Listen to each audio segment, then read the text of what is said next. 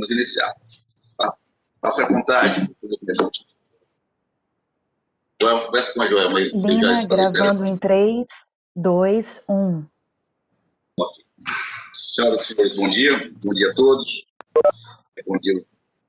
Poder Judiciário, havendo o fórum e presente Sua Excelência toda, representante do Ministério Público, doutora Patrícia Rio, declara aberta a presente sessão, cumprimentando inicialmente a desembargadora Eva, desembargador Samuel, desembargador Roberto Barros, desembargadora Denise, desembargadora Valdeir Cordeiro, desembargadora Regina Ferrari, desembargador Laudivon Nogueira, desembargador Júlio Roberto, desembargador Elcio Mendes e o desembargador Luiz Camolino. Meus cumprimentos também a doutora Patrícia, representante do Ministério Público, cumprimento também o doutor Leonardo Cesário Rosa, e bem como os servidores que nos dão suporte. Cumprimento também o doutor Keldek Maia, não é isso mesmo? Está em sala atual. Senhores, eu justifico a ausência dos desembargadores Pedro Hansa, que se encontra em licença médica, e também declaro aprovada a ata da sessão anterior. Nós temos, na data de hoje, 7 processos a serem julgados, e já, por haver sustentação oral, daremos início aos nossos trabalhos com o julgamento do item terceiro da pauta, ou seja, a revisão criminal número 1001-811-13/2019, da relatoria do desembargador Luiz Camões e revisão do desembargador Samuel Evangelista. A sustentação oral será feita pelo doutor Keldek Maia da Silva. Concedo, portanto, a palavra ao eminente relator, desembargador Luiz Camões, a quem cumprimento, desejando boa sorte. Escolham, desembargador. Bom dia a todos, eminente presidente, eminentes pares, ilustres procuradores, senhores advogados, doutor Keldek Maia. Já iniciando, como o senhor conhece o processo, eu estou a entender que é possível dispensar o relatório, doutor? Podemos dispensar a leitura do relatório?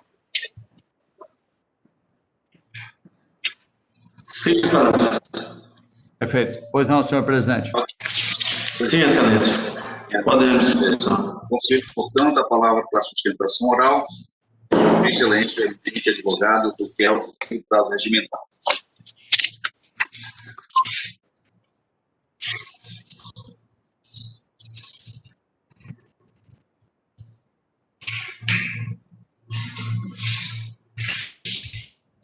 Excelentíssimo presidente, desembargador Francisco de Djalma, eminente relator, desembargador Luiz Vitório Camolês, demais desembargadores, membros do Ministério Público e demais servidores públicos. Como sabido, o presente processo se trata de uma revisão criminal, na qual se busca a absolvição do revisionando, ao argumento de que a sentença prolatada nos autos de origem, proferida pelo juiz da Vara de Proteção à Mulher, levou em consideração apenas o depoimento da vítima, que por sinal é falso, e é comprovado através dos atos praticados pela própria vítima, bem como pelo revisionando, nos autos que tramitou perante a primeira Vara de Família da comarca de Rio Branco, questões essas que se amoldam aí perfeitamente no previsto no artigo 621, incisos 2 e 3 do Código de Processo Penal. Entretanto, antes mesmo de entrar no mérito da revisão criminal, é importante registrar que foi suscitada aí, de forma preliminar, uma nulidade absoluta, que consiste na ausência de intimação do revisionando para comparecimento na audiência de instrução e julgamento, o que é corroborado com as incongruências apontadas nas certidões constantes, nas certidões do processo, o que, ao meu entender, caracteriza um cerceamento de defesa. Eu não irei apontar aqui quais foram as incongruências, pois eu tenho a certeza que todos os pontos constantes na revisão criminal foram, antes desse julgamento, analisados com a lisura e eficiência necessária por todos os desembargadores. Quero apenas dizer que um processo judicial, sobretudo um processo criminal, nos quais importam a depender do resultado final, do encarceramento do indivíduo que está sendo julgado, ele deve ser tratado com a máxima lisura e eficiência, não se admitindo erros, por mínimos que sejam. No caso específico, ao analisar o processo de origem, verifique-se de forma incontroversa que faltou a eficiência quando do andamento do processo, pois vários foram os erros. Primeiramente, nas certidões dos servidores, posteriormente na ata de audiência, a qual inicialmente constou que o revisionando estava presente, entretanto, no decorrer da transcrição da ata, se reconhece a ausência do revisionando, a oportunidade em que é decretada a revelia. Além disso, na mesma ata se faz constar como vítima pessoas diversas daquele processo. Repito, tais erros não podem ser admitidos por este tribunal, impreterivelmente, quando causam sérios prejuízos ao acusado. Ademais, eu, ex-patrono, concordo com a Procuradoria de Justiça quando afirma que, em suas contrarrazões, que as certidões de oficial de justiça possuem fé pública. Entretanto, em meu entendimento, a fé pública constante em tais certidões desaparece quando se contradizem, sobretudo quando as informações certificadas naquelas certidões jamais ocorreram. Desse modo, patente que o prejuízo do revisionando fica em evidência, pois não lhe foi oportunizado, naquela época, o direito de exercer a sua autodefesa, quando do seu depoimento. Tal fato se torna muito mais relevante quando a defesa escrita é feita de maneira genérica, como no caso do processo de origem. Portanto, é evidente que as certidões apontadas como viciadas, elas devem ser declaradas inválidas e, consequentemente, anulados todos os atos posteriores, que, ao meu entender, deve o revisionando aí ser intimado para comparecer ao audiência de instrução e estar realizando aí seu depoimento e a sua autodefesa através do depoimento pessoal. Além desse ponto, eu queria colocar aqui que, caso o revisionando tivesse sido intimado, não houve um tempo hábil para comparecimento naquela audiência, levando em consideração que ele foi intimado em uma sexta-feira para uma audiência que ocorreria numa segunda-feira. Ou seja, por qualquer ângulo que se analise a questão, deverá esse processo ser anulado. O que desde já se requer de maneira preliminar. Esses são os esclarecimentos que a defesa entende ser importante ser colocado nesse momento. Entrando no mérito da revisão criminal, é necessário ser dito que não há aqui a intenção de fazer o uso da revisão criminal como uma espécie de terceira instância, mas sim restabelecer a justiça. No caso dos autos, o revisionando demonstra que o testemunho da suposta vítima, que foi a única prova que fundamentou a sentença no processo de origem, sendo que, se considerado falso, o referido testemunho, a sentença poderá ser objeto da revisão. E isso a gente está comprovando nessa revisão criminal, que esse testemunho, levado em consideração pelo juiz de origem, para uma sentença condenatória, que ele é falso. E assim, por sua vez, na revisão criminal, é possível aí a produção de uma prova pré-constituída. Por isso que a defesa entende que resta preenchidos os requisitos para a apresentação da revisão criminal. Desse modo, a alegação da Procuradoria de Justiça, no sentido de que a defesa busca a reanálise dos fatos e provas, é descabida, pois estamos usando de provas documentais, as quais, inclusive, não foram juntadas no processo de origem, para comprovar o testemunho da suposta vítima, para comprovar que esse testemunho é falso. E, diante das provas constantes na presente revisão, resta evidente que o revisionando não teve o elemento intencional, o assinte e motivo reprovável para a caracterização da contravenção penal tipificada no artigo 65. pois foi exaustivamente explicado e comprovado que o revisionando estava apenas buscando visitar seu filho conforme acordo judicial entabulado na vara de família. De certo, diante de todos os fatos narrados na revisão, entende a defesa que a vítima fez uso aí da máquina judiciária somente com o desígnio de obter uma guarda unilateral, o que restou frustrado, conforme comprovado através do documento juntado de folha 155 e 183, que seria a decisão do juiz da vara de família, inclusive determinando multa em caso de descumprimento do acordo, em caso de impedimento da autora impedir o revisionado de ver seus filhos. Então, nobres julgadores, diante de todo o exposto, pede-se a procedência da revisão criminal nos exatos termos dos pedidos. Essa é a sustentação que a empresa entende necessária neste momento. Ok, doutor. Muito obrigado, então. Concedo a palavra. Por outro lado, a doutora procuradora para a sua manifestação. Doutora Patrícia Reis, bom dia. A palavra para excelência. Obrigada. Bom dia. Eu hoje estou aqui cumprindo uma missão, substituindo o doutor Sami, procurador adjunto, que sempre comparece à sessão. Para mim é sempre uma honra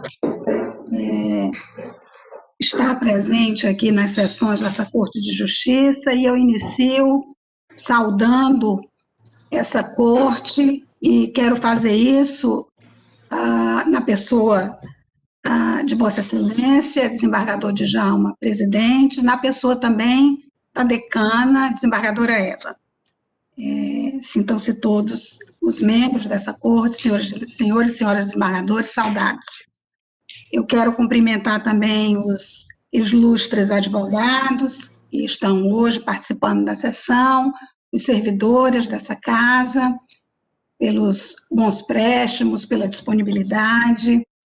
E no tocante ao processo que está em julgamento, excelências, a revisão criminal, eu vou ratificar o parecer lançado nos autos da lavra do doutor Danilo Lovisaro, no sentido do não conhecimento da revisão, por entender que se trata de uma pretensão de reanálise do acervo probatório, reabrindo-se assim a discussão que se encontra protegida pela imutabilidade da coisa julgada, impondo-se assim o não conhecimento. Se não for esse o entendimento desta Corte de Justiça, a manifestação do Ministério Público é pela improcedência da revisão, por entender que a prova, sim, e que a tese de absolvição deve ser rechaçada por essa Corte, uma vez que a palavra da vítima tem um peso preponderante, ela está concordante com as demais provas dos autos, e a alegação de nulidade em razão da não intimação também deve ser rechaçada, uma vez que há a certidão do oficial de justiça que atesta que o revisionando foi intimado, havendo presunção aí juris tanto, não é, de veracidade, e nesse sentido, então, é a minha manifestação corroborando o parecer já lançado pelo não conhecimento e no mérito pela improcedência. Muito obrigada. Muito obrigado. Quero cumprimentar também o ilustre advogado, doutor Keldek, pela sua sustentação. Ok. Obrigado, então.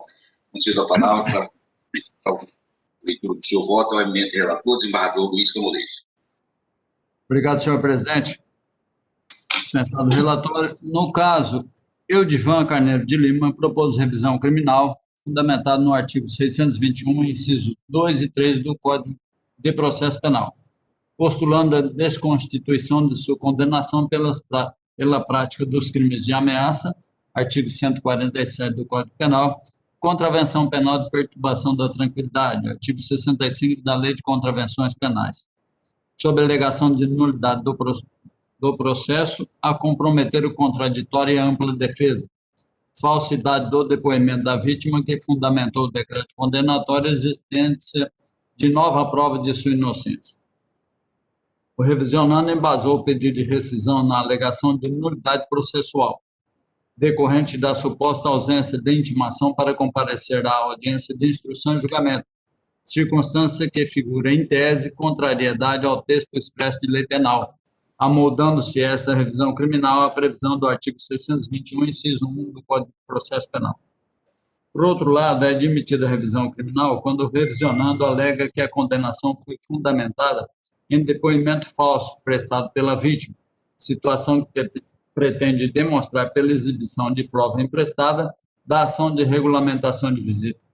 Noutros termos, dessume-se a viabilidade da propositura da presente ação de impugnação ao decreto condenatório, também com base no artigo 621, incisos 2 e 3 do Código de Processo Penal, examinando-se a pretensão da rescisão do julgado não tocante à alegada falsidade da prova documental, que constituiria o único ou principal fundamento da sentença condenatória transitada em julgado. Presentes os pressupostos processuais e condições da ação, conheço da revisão criminal. Primeiramente, é necessário analisar a preliminar de nulidade processual, consubstanciada na alegação de que o revisionando não foi intimado para participar da audiência de instrução e julgamento, páginas 43 e 44 do processo 080-21-13-91, causando-lhe o apontado cerceamento de defesa. Observando-se as peças processuais da referida ação penal, verifica-se que o juízo da Vara de Proteção à Mulher designou o dia 30/7/2018, às 9h15 para a realização da audiência, de maneira que a secretária da Vara expediu os respectivos mandados de intimação do réu, vítima e testemunhas, páginas 39/40, no dia 9/7/2018. Conquanto expedidos com antecedência razoável, às vésperas da audiência foi certificado apenas o cumprimento do mandado de intimação via vítima e testemunha, páginas 41, motivo pelo qual a secretária manteve contato telefônico com o oficial de justiça no dia da instrução, recebeu a informação de que o réu foi intimado no dia 27/7/2018, no período vespertino, páginas 42. Então, o ato processual em comento foi realizado pelo juiz de origem, decretando a revelia ao observar a ausência do réu, em que pese tenha sido intimado para comparecer à audiência, páginas 43 e 44. Depois, o oficial de justiça exibiu a certidão de cumprimento do mandado, atestando que intimou o réu no dia 27/7/2018, às 9h19, páginas 45. Porém, o revisionando aponta inconsistência entre a certidão da Secretaria da Vara e do oficial de justiça, dizendo que aquela informa a execução da intimação na parte da tarde e este no período matutino. Data vênia, o esforço argumentativo levado a cabo pelo revisionando não é suficiente para desconfigurar a validade da intimação, assim da própria audiência de instrução e julgamento. Sucede que não existe dúvida de que o revisionando foi intimado no dia 27/7/2018, ou seja, 3 dias antes da audiência. Informação confirmada em ambas certidões. Torna-se absolutamente irrelevante se a intimação ou certidão ocorreu no período da manhã ou tarde, uma vez que o revisionando teve ciência do fato num prazo bastante razoável para preparar sua defesa e comparecer ao ato. Diante de tal contexto, não se percebe a existência de cerceamento de defesa, uma vez que o revisionando foi assistido pela Defensoria Pública durante todo o processo. Apresentou defesa técnica, páginas 37. Interpôs recurso da apelação ante a Câmara Criminal, páginas 97/100. Vale dizer, o revisionando teve a garantia de utilizar todos os meios legalmente permitidos para tentar influenciar o convencimento judicial, o que revela o exercício pleno do contraditório e ampla defesa. Desse modo, se o revisionando não compareceu à audiência, foi por uma opção dele, não subsistindo qualquer forma de nulidade pela ausência de prejuízo processual concreto, porque, como dito, foram asseguradas ao réu todas as possibilidades de exercer o direito de defesa. Em outras palavras, aplica-se ao caso a inteligência do artigo 563 do Código de Processo Penal, de acordo com o qual nenhum ato será declarado nulo se da nulidade não resultar prejuízo para acusação e defesa. Em caso semelhante, a Câmara Criminal valeu do princípio da instrumentalidade das formas, positivado no artigo 563 do Código de Processo Penal, mantendo a validade de audiência de instrução, no qual constatou a ausência do réu e do advogado, à proporção que foi nomeado defensor dativo para o ato que efetivou a defesa da parte. E junto no meu voto, essa apelação dispensa leitura. Linha jurisprudencial que se amoda com precisão a esta demanda, tendo em vista que o juízo constitui o defensor dativo ao revisionando e, posteriormente, a Defensoria Pública reassumiu o caso, interpôs a apelação criminal em desafio à sentença condenatória. Pelas mesmas razões, não merece ser acolhida a alegação de que a intimação do revisionando não lhe deu tempo hábil para comparecimento na audiência de instrução, e lembrando que a audiência foi marcada para o dia 30 e a intimação se concretizou no dia 27/7/2018, ou seja, 3 dias antes. Ademais, os precedentes jurisprudenciais aludidos pelo revisionando não se adequam ao caso concreto, foram intimados na hipótese do réu por carta precatória, situação muito diferente da presente demanda, pelo fato que a parte sempre residiu na comarca onde foi processada a ação penal. Em razão disso, rejeito essa preliminar. Submeto a questão aos demais pares, senhor presidente. Ok. Eu ouço para efeito de julgamento preliminar a eminente desembargadora Eva. Revisor, senhor presidente. Aliás, desculpe. Perdido nos autos. Eu ouço em matéria preliminar o eminente desembargador Angelista. Voto, Vossa Excelência, desembargador Samuel.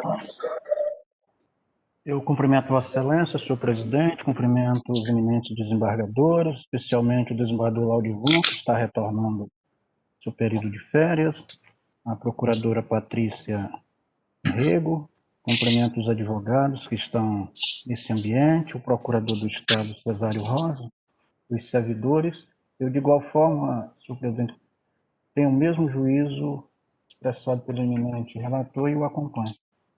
Ok. A desembargadora Eva, nesse caso, ela será impedida, dada o acompanhamento do processo, a atuação do processo, pela doutora Gil Conselheiro Evangelista. Eu ouço na sequência o eminente desembargador Roberto Barros. Bom dia, senhor presidente. Eu cumprimento, em seu nome, cumprimento os eminentes desembargadores e desembargadoras. Eu faço um cumprimento especial ao desembargador Laudivon Nogueira, que retorna de férias. Cumprimento o ilustre advogado pela sustentação oral e pela eminente procuradora de justiça, também a doutora Patrícia de Amorim Rego, pela sustentação oral, brilhante como sempre. Eu também, senhor presidente, estou a acompanhar o voto do eminente relator e do eminente revisor. Desembargador Roberto, desembargadora Denise, como vota? Lancei voto, acompanhando o eminente relator, cumprimentando Vossa Excelência, todos os membros, a ilustre procuradora e os advogados presentes, acompanhando o relator, presidente. A desembargadora Valdirene também se encontra impedida. Eu ouço na sequência a desembargadora Regina Ferrari. Excelência, cumprimento Vossa Excelência, senhor presidente, desembargador Francisco Djalma, senhores desembargadores, senhora procuradora de justiça, prazer em rever a nossa plataforma, doutora Patrícia Rego, senhores advogados e senhores servidores, também cumprimento o desembargador Laudivon pelo retorno de suas férias aqui conosco agora nesse momento. Eu vou acompanhar integralmente o senhor relator, Excelência. Desembargadora Regina, desembargador Laudivon Nogueira, como vota? Senhor presidente, eu cumprimento Vossa Excelência, cumprimento dos necessários, cumprimento do professor, cumprimento do doutor Leonardo, do Estado, cumprimento também dos advogados e os prefeitos de Contação, e os servidores da casa. Eu faço uma pessoa do nosso diretor judiciário da linha, presente. Sobre o tema de discussão, eu sigo também na mesma linha da relatoria, no sentido de rejeitar a preliminar de imunidade processual, pelos mesmos fundamentos lançados pelo Ok, Laudivon. Eu ouço o desembargador Júnior Alberto, como vota? Senhor presidente, renovo minhas saudações a Vossa Excelência, aos eminentes pares, ao advogado presente, doutora Patrícia, procuradora de justiça, os servidores. Eu também estou convencido, né, quanto ao fundamento do voto do eminente relator, quem sigo na íntegra. Ok. Pablo, como vota em sede preliminar? Bom dia, presidente. Bom dia, eminentes pares, nova procuradora, advogados presentes, o procurador do Estado também presente à sala, servidores. Também acompanho o nobre relator, desejando as boas-vindas ao desembargador Aldivon, que retorna nessa data. Obrigado. Então, proclamo, portanto, o resultado em relação ao preliminar. Decide o tribunal, a unanimidade, rejeitar a preliminar de unidade processual. Retorno a palavra ao relator para a decisão quanto ao mérito. Por favor. Do Luiz Camões. Obrigado, senhor presidente. Em relação ao mérito, como visto, o revisionando alegou que o édito condenatório está lastreado apenas nas declarações da vítima, cuja falsidade restou configurada na tramitação da ação de regulamentação de visita, processo 070 60 72 96, da primeira vara de família da comarca do Rio Branco, motivo pelo qual concluiu que a suposta falsidade da prova enseja a rescisão da sentença, consequentemente do acordo número 28.703. Antes de tudo, é mister ponderar que, na revisão criminal, não há incidência do princípio do pró-réu, haja visto que, nos termos do artigo 5º, inciso 57 da Constituição Federal, ninguém será considerado culpado até o trânsito em julgado da sentença penal condenatória. Ou seja, garantida a presunção de inocência termina após a formação da coisa julgada. Nesse sentido, os seguintes precedentes dessa Corte: revisões criminais número 10.00.661-2 e 10.00.756-3. Enfim, a coisa julgada funciona também como um dos limites à aplicação do pró-réu, recaindo sobre o autor da ação de impugnação o ônus de produzir a prova da existência do alegado erro judiciário. Por consequência, o revisionando não pôde simplesmente alegar incerteza sobre a autoria e materialidade do crime, pois o trânsito em julgado da condenação faz operar a inversão do ônus da prova, recaindo única e exclusivamente sobre ele o ônus de demonstrar a existência de uma condenação injusta. De outro lado, tendo em vista que o revisionando alegou a falsidade da prova testemunhal, é ônus dele apresentar o requerimento da revisão criminal, já instruído com as peças necessárias à comprovação dos fatos alegados, conforme o artigo 625, para a primeira e última parte do Código de Processo Penal. Vale dizer, a defesa cabe juntar aos autos as provas pré-constituídas, consoante precedente ilustrado pela revisão criminal número 10.01.093.21. Diante desses aspectos processuais, da distribuição do ônus da prova na revisão criminal, o revisionando exibiu provas processuais extraídas da referida ação de regulamentação de visita, na tentativa de comprovar que a vítima não ou acusou de crime de ameaça contra a avançada perturbação ao sossego, com o intuito único e exclusivo de obter a guarda unilateral dos filhos menores do casal. A ação penal foi julgada em grau de cognição exauriente, havendo o exame aprofundado do acervo probatório, tanto pelo juiz de primeiro grau como pela Câmara Criminal. É forçoso reconhecer o insucesso do revisionando em desconstituir as conclusões que fundamentaram o édito condenatório, haja visto que a prova emprestada da ação de regulação de visita evidencia apenas que o juiz de família conheceu das provas em grau de cognição superficial para rejeitar o pedido de liminar de fixação de guarda unilateral, não vislumbrando risco aos menores, conquanto a genitora tenha obtido mediante protetiva em desfavor do revisionando. É preciso destacar que o juiz da vara de família não examinou as imputações da violência doméstica, nem poderia fazê-lo por falta de competência para essa matéria. Além do pedido de guarda unilateral com regulamentação do direito de visita, busca a tutela de bens jurídicos diversos da ação penal decorrente da violência doméstica praticada contra a vítima. Convém, ainda, pontuar que o juízo civil não julgou o mérito da causa, enquanto que o juízo criminal proferiu sentença confirmada por esse grau de jurisdição e transitada em julgado. Desse modo, é certo que as conclusões do juízo criminal sobre a prática dos crimes de violência doméstica, ameaça e perturbação da tranquilidade contra a vítima não podem ser infirmadas pela análise superficial do juízo civil a respeito de guarda e visita dos menores. Em outras palavras, a única coisa que o revisionando conseguiu demonstrar com as peças processuais extraídas da ação de regulamentação de visita, página 155, 183, foi a existência de disputa no tocante à guarda dos filhos. Sucede que este contexto de desentendimento familiar apenas confirma a verdadeira motivação da violência doméstica perpetrada pelo revisionado contra a mãe de seus filhos, o que transparece das próprias alegações das partes, sobremaneira, ao dizer que se sentiu legitimado a perseguir a vítima por esta se recusar a lhe entregar a filha do casal. Nos modos do livre convencimento motivado, artigo 155, caput do Código de Processo Penal, externado nas ponderações das linhas anteriores, conclui-se que o revisionando não obteve êxito em demonstrar a falsidade da prova testemunhal, em vista da fragilidade da prova emprestada no que diz respeito à execução de violência doméstica contra a vítima.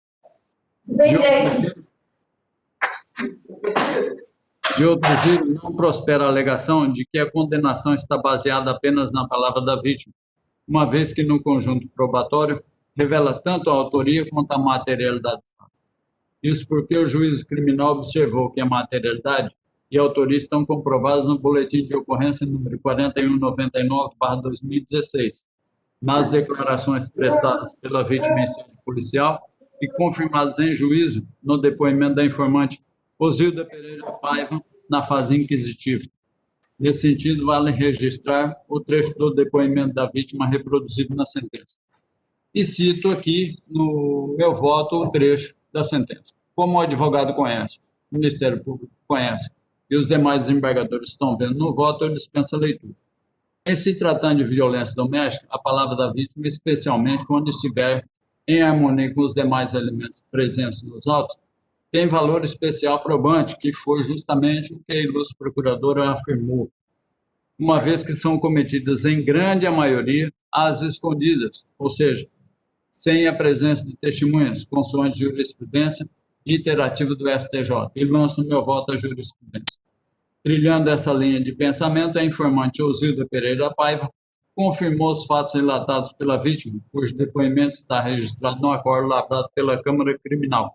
Cito também a parte do depoimento, dispensa a leitura por estar no voto, e também em relação ao advogado do Ministério Público, porque ambos conhecem o processo. Em harmonia com as demais provas dos autos, consubstanciado nas informações do inquérito policial e nos elementos de convencimento firmados na instrução processual, está claro que os depoimentos da vítima e da informante produziram os momentos de pavor, especialmente quando o revisionando a ameaçou e empreendeu uma desenfreada perseguição de automóvel, deixando extremamente nervosa não só a vítima e sua genitora, mas de igual modo os filhos do casal que estavam dentro do carro. Resume-se assim que o decreto condenatório foi estruturado no conjunto probatório, composto pelas informações produzidas na fase policial e depoimentos e interrogatório prestado em juízo. Ante o exposto, voto pela improcedência da revisão criminal e, consequência, revoga a liminar concedida no início da instrução processual. É como voto, senhor presidente. Ok, desembargador Camolês. Eu ouço o eminente desembargador Samuel Evangelista, revisou. Voto, Vossa Excelência, desembargador Samuel. Matéria de mérito. Eu cumprimento o advogado Keldeki, ou Keldek, pela sustentação. Estou de acordo com o voto do relator. Ok. Desembargador Roberto Barros, um voto? Senhor presidente, eu também acompanho o voto do relator, já tinha lido o voto de excelência e escutei agora que eu estou com 2 acessos e eu estou a acompanhar o voto da senhora. Desembargadora Denise Confim. Desembargador, acompanho integralmente o voto do eminente relator. Desembargadora Regina Ferrari. Excelência, eu também acompanho, renovo os cumprimentos e acompanho integralmente o relator. Obrigado, Regina. Desembargador Valdir Nogueira, vota. Matéria de mérito. Presidente, eu acompanho o relator integralmente. Desembargador Júnior Alberto.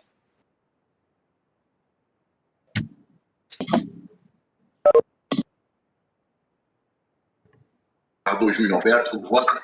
Certo e mérito.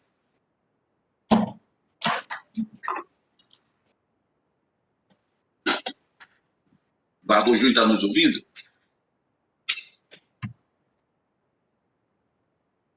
Desembargador Júnior Alberto está ouvindo? Está conectado? Excelência, peço o vênia para entrar em contato com o desembargador Júnior. Eu acredito que ele esteja com uma instabilidade. Um momento, por gentileza.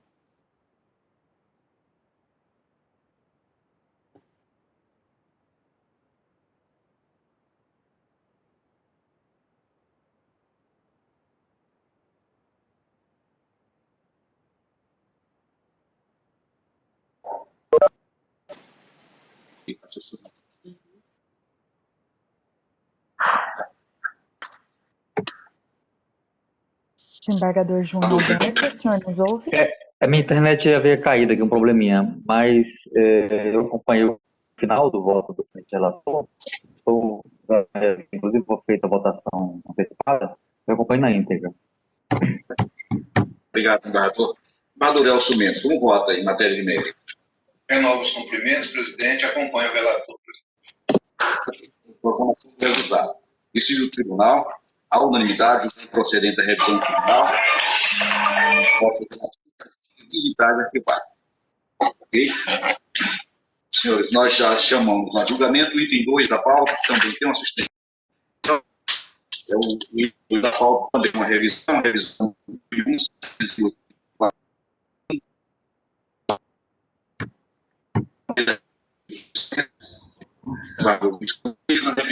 e revisão do desembargador Samuel Evangelista. O réu, no caso, é Gerson Barreto da Silva. O advogado que irá fazer a sustentação é o doutor Mauro Marcelino Albano. Com a palavra da excelência e o eminente relator. Obrigado, senhor presidente. Da mesma forma, estou a entender que o advogado, que agora vai fazer a sustentação oral, tem conhecimento do processo e está a dispensar o relatório, senhor presidente. Sim, excelência. Doutor Luiz, pois não, doutor Mauro.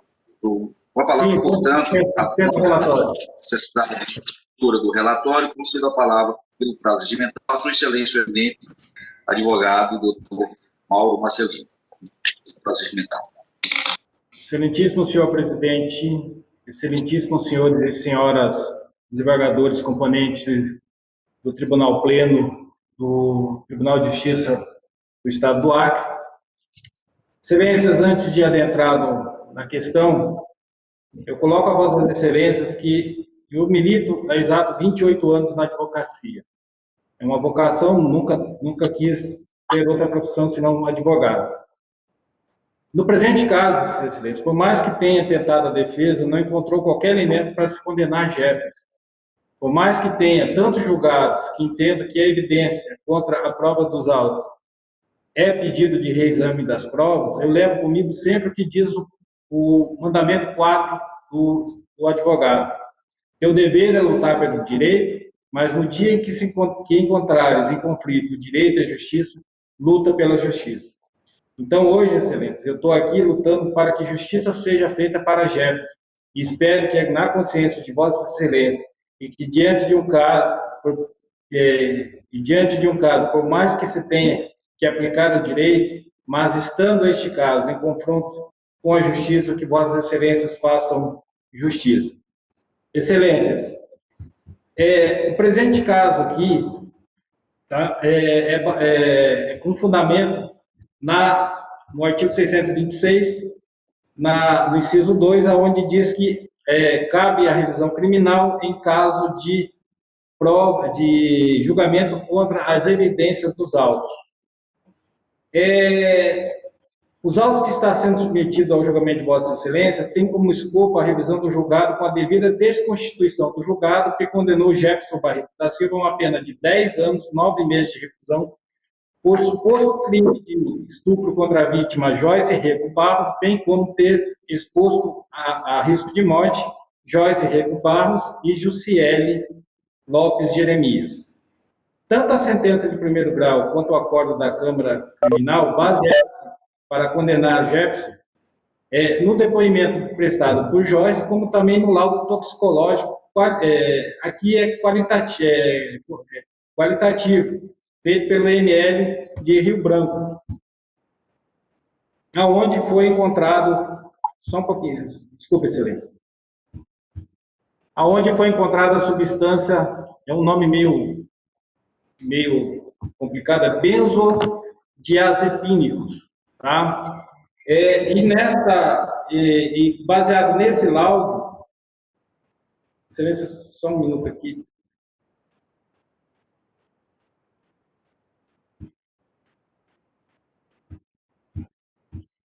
Baseado nesse laudo, houve a condenação de Jefferson, que entendeu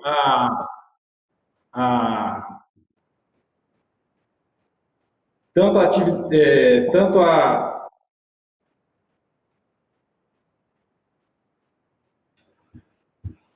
a sentença de primeiro grau como o de segundo grau, né, que ele tenha colocado essas substâncias nas bebidas das meninas que foram colocadas como vítimas, né?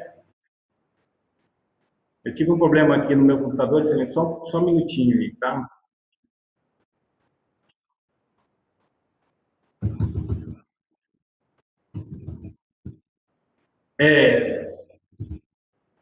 A substância, tanto em Joyce quanto em Jussiele, né? Diminuindo a capacidade de reação de Joyce para que Jefferson mantivesse com ela conjunção carnal. A tese da defesa está baseada na sentença condenatória contrária às evidências dos autos, aonde se possibilita a revisão. Embora alguns julgados entenderem por indeferir a revisão e entenderem ser de mera rediscussão da matéria já decidida em sede de recurso da apelação, tem de forma cristalina que é o que não se verifica nos autos. Excelência, quando se trata de sentença condenatória contrária à evidência dos autos, tem sim o reexame da prova produzida e deve-se observar se a sentença está de acordo com o conjunto probatório produzido na ação penal. No presente caso, não se trata de má interpretação da prova, eis que não existe nos autos qualquer elemento para que houvesse o decreto condenatório. A defesa, como Vossas Excelências têm aí, tanto na peça inicial quanto nos memoriais juntados, né, a decisão do 5º Grupo de Direito Criminal do Tribunal de São Paulo, nos autos 69, 247, 83, 2014, onde ele diz o seguinte: valer dizer, da própria ação penal que se revela, não é possível saber se a decisão foi ou não contrária à evidência dos autos. Expressão que deve ser interpretada em decorrência com a prestação de específica prova.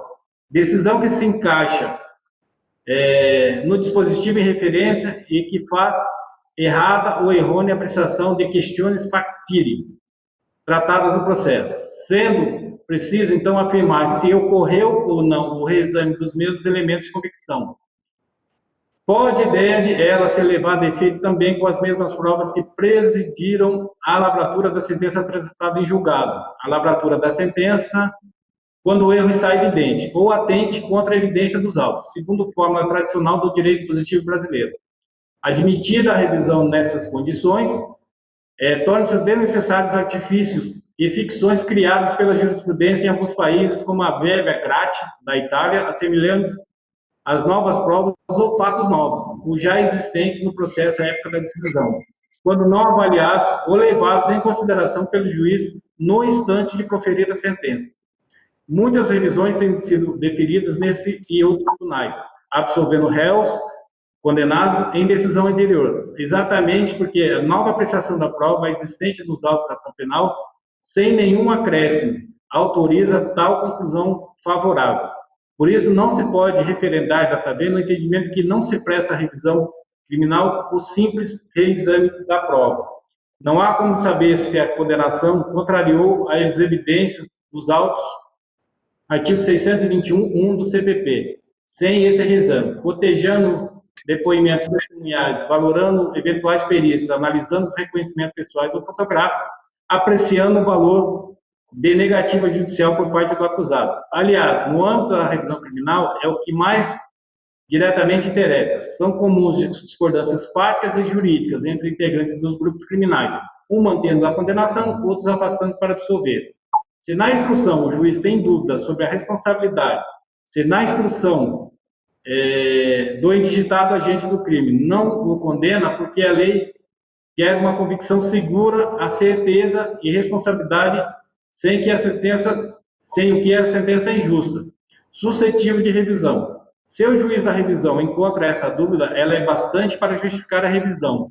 A revisão criminal deve ser feita com bastante amplitude, desde que não se pode admitir no Estado de Direito que o erro judiciário possa se perpetrar em prejuízo dos direitos e garantias individuais. A defesa também junta aqui, excelência, coleciona a inicial, o HC 123.247, de relatoria do ministro Marco Aurélio, onde ele diz o seguinte: a revisão criminal retrata o compromisso do nosso direito processual penal com a verdade material das decisões judiciais e permite ao Poder Judiciário reparar erros ou insuficiência cognitiva dos seus julgados. Diante de tais elementos, excelência, resta plenamente possível o conhecimento da presente revisão criminal, como demonstrado pelo que se requer desde já o seu conhecimento. Entrando no mérito, excelência, como já foi colocado, o revisionado foi condenado a uma pena de 10 anos e 9 meses em regime inicial fechado, por entender o julgador que ele dolosamente e com reprovabilidade da sua conduta, com o nítido propósito de satisfação de sua lascívia, praticou conjunção carnal com a menor Joyce Rego Barros, nascida em 20 de 6 de 77, com 17 anos, 97, excelência, desculpa, a época dos fatos, incapaz de oferecer resistência para o ato sexual decorrente de efeito de anestésico da substância pertencente ao grupo dos benzodiazepínicos. Como vossas excelências podem ver aí, a defesa transcreve a parte da sentença, né, onde o juiz diz que no exame toxicológico quantitativo de urina, nas páginas 22 e 23, foi detectado a presença de benzodiazepínicos nas vítimas Joyce e Jussiele, sendo essa substância considerada sedativa, hipnótica, falta de coordenação muscular e sua utilização associada com bebidas alcoólicas são mais graves, potencializando os efeitos do medicamento. Verifica-se que as informações supramencionadas conduzem com o depoimento das vítimas, já que seus depoimentos afirmam que ficaram mais sonolentas e seus movimentos tornaram-se mais limitados e posteriormente com total perda de consciência. Tal constatação reforça a tese de que foi ministrada a substância na bebida de Joyce e Jussiele, além dos depoimentos nos exames que constataram na urina das vítimas. Tem-se comprovado que Jefferson Barreto da Silva esposa as vítimas Jussiele e Joyce em iminente risco de vida, já que administrou sedativo da classe dos benzodiazepínicos em suas bebidas, conforme demonstrado.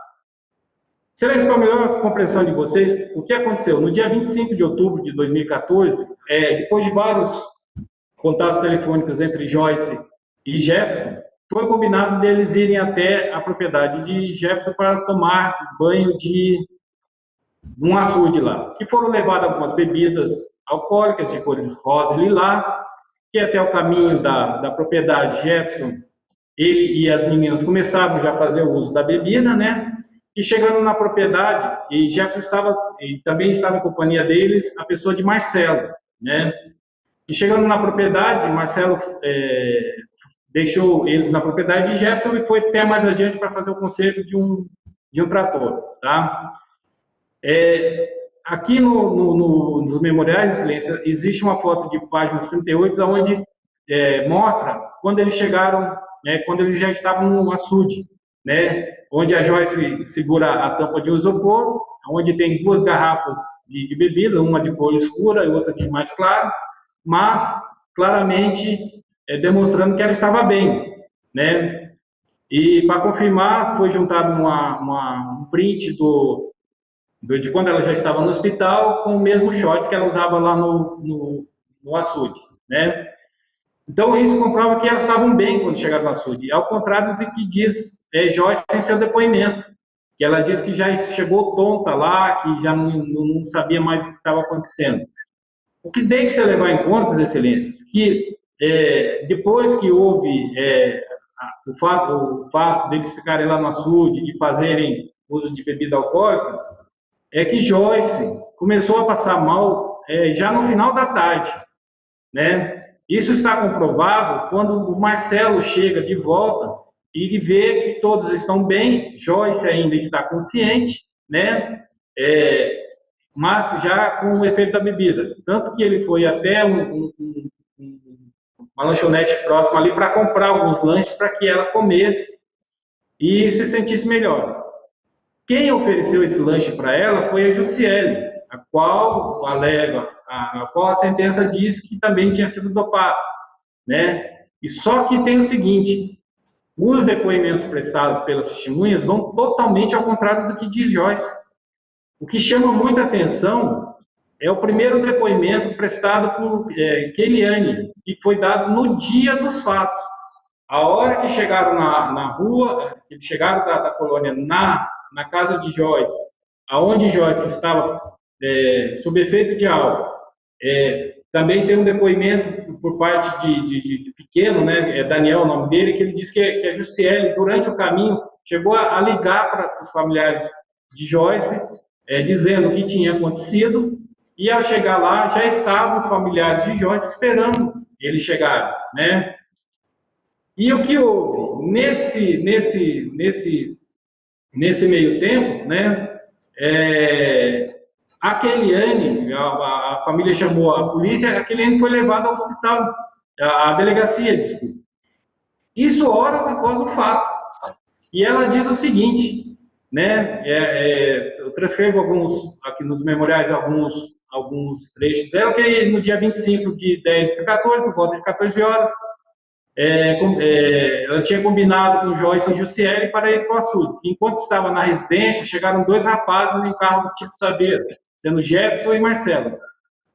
Aí ela descreve o que aconteceu no caminho, que Jefinho e Pequeno, acho que ela se confundiu aqui, né? Que Jefinho e Pequeno passaram a lhes oferecer bebida, Skarloff, que é a mesma bebida que está na foto ali, na beira do açude. Lembra que de uma bebida vermelha, mas depois todo o movimento recusado. Seu prazo, falta um minuto. Porém, resolveram beber. E quando ficaram todos mais de uma hora na beira do açude, com exceção do depoente, todos ingeriam bebida alcoólica. E em determinado momento, Jefinho foi para dentro do açude com Joyce, e ela não estava embriagada. Eles passaram 15 a 20 minutos dentro do açude, distante uns 20 metros da depoente.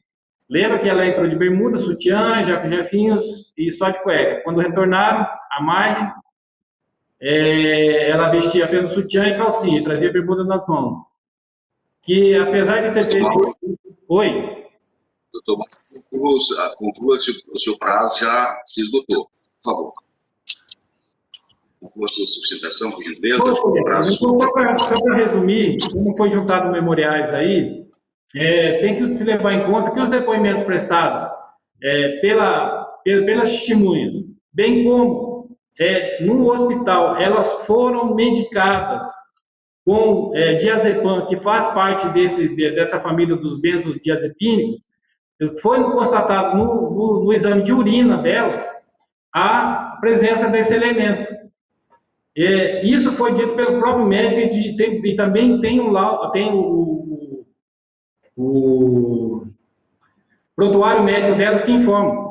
A senhora delegada, ela não requisitou o exame, Mal, o seu prazo já encerrou, doutor Mal. Olha, Excelência, eu peço mais 5 minutinhos, se Vossa Excelência conceder. Minuto não, doutor. Vou dar um minuto para o senhor encerrar, já passou em 2 minutos. É que se trata de um caso complexo, né, Excelência? Então, eu gostaria que fosse explicado aos demais componentes que gostassem do plano aqui, que... O senhor tem um minuto para encerrar o prazo. Então, Excelência, o que eu peço a Vossa Excelência é que vejam que o exame feito nelas foi quantitativo, não qualitativo, para saber se só souberam que essa substância foi encontrada na urina delas, elas tomaram esse medicamento no hospital, tá? Não existe os depoimentos tanto de Jussiele, de Keliane, de Marcelo e Daniel comprovam que Joyce estava o tempo todo bem até quando eles chegaram. Ela começou a passar mal somente no final da tarde. Então, e também, excelência, esse tipo de medicamento, quando é tomado com álcool, a pessoa desmaia na hora, né? Ela não tem muito tempo de reação. Então, se ela estava bem, se ela estava brincando, se ela estava estava junto com os demais, né? Então é sinal que não houve não houve o uso, não foi dado substância para ela, porque a substância encontrada excelência, só um minuto. E a substância encontrada nela foi decorrente do medicamento aplicado no hospital. Eu agradeço, assim. Prazo foi já em 3 ou 4 minutos, doutor Mauro. Eu estou suspendendo o seu prazo. Vossa Excelência não encerrou o prazo. Obrigado. Tá, ok. Então, retorno a palavra. Concedo a palavra à doutora Patrícia Rego, procuradora de Justiça. Obrigada, Excelência. Eu renovo os meus cumprimentos, cumprimento o doutor Mauro pela sustentação. Eu vou ratificar o parecer, que é no sentido do não conhecimento da revisão e pela sua improcedência, uma vez que o MP não vislumbrou qualquer ilegalidade ou erro judicando no acórdão da Câmara Criminal, que confirmou a decisão do juiz Ocó, condenatória. Não é possível que a revisão criminal seja substituto de apelação, que nos parece ser o caso aqui, se reabrindo a discussão, já feita no primeiro grau e pela Câmara Criminal. A sentença não está contrária à evidência dos autos, a tese absolutória, portanto, não merece guarida. Os elementos dos autos demonstram claramente o estado de vulnerabilidade das vítimas quando chegaram à unidade hospitalar, inclusive tem fotos. A decisão está forte nas provas dos autos e, portanto, a minha manifestação é pelo não conhecimento e, em caso de conhecimento, pela sua improcedência. Então, desembargador Camolês, a leitura do seu voto. Obrigado, senhor presidente. Trata-se de revisão criminal proposta por Jefferson Barreto da Silva, em face da sentença proferida no processo crime 188-43, que tramitou no juiz da Vara Criminal de Plácido de Castro, resultando na condenação à pena concreta e definitiva de 10 anos e 9 meses de reclusão em regime inicialmente fechado pela prática dos crimes previstos nos artigos 132 caput e 217-A, ambos do Código Penal. Nos termos do artigo 621, inciso 3 do Código de Processo Penal, é perfeitamente cabível a interposição de revisão criminal para impugnar a condenação quando, após a prolação da sentença, sobrevier novas provas de inocência do condenado ou de circunstâncias que determinem ou autorizem diminuição especial da pena. O revisionando foi condenado à pena que já me fez menção, em que pese a alegação de que não pretende rediscutir a prova produzida nos autos, denota-se que este suscita a tese que já foram objeto de análise quando do julgamento da apelação por esse tribunal, consoante acordo 28.071, páginas 839 a 853. Ao passo que as provas periciais foram apreciadas em conjunto com o depoimento das testemunhas, que confirmaram que o revisionando adquiriu as bebidas e as forneceu às vítimas.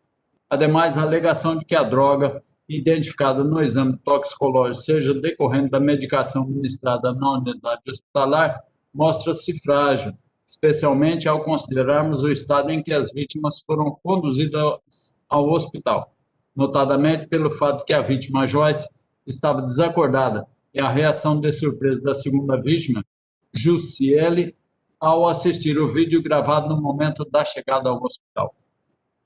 Assim, os laudos periciais indicam claramente que a vítima Joyce Rego Barros, foi violentada e, pior, no momento do crime estava inconsciente. Páginas 151, 156 e 194, 195. Pois bem, o revisionando pretende a anulação do processo que o condenou ou sua absolvição.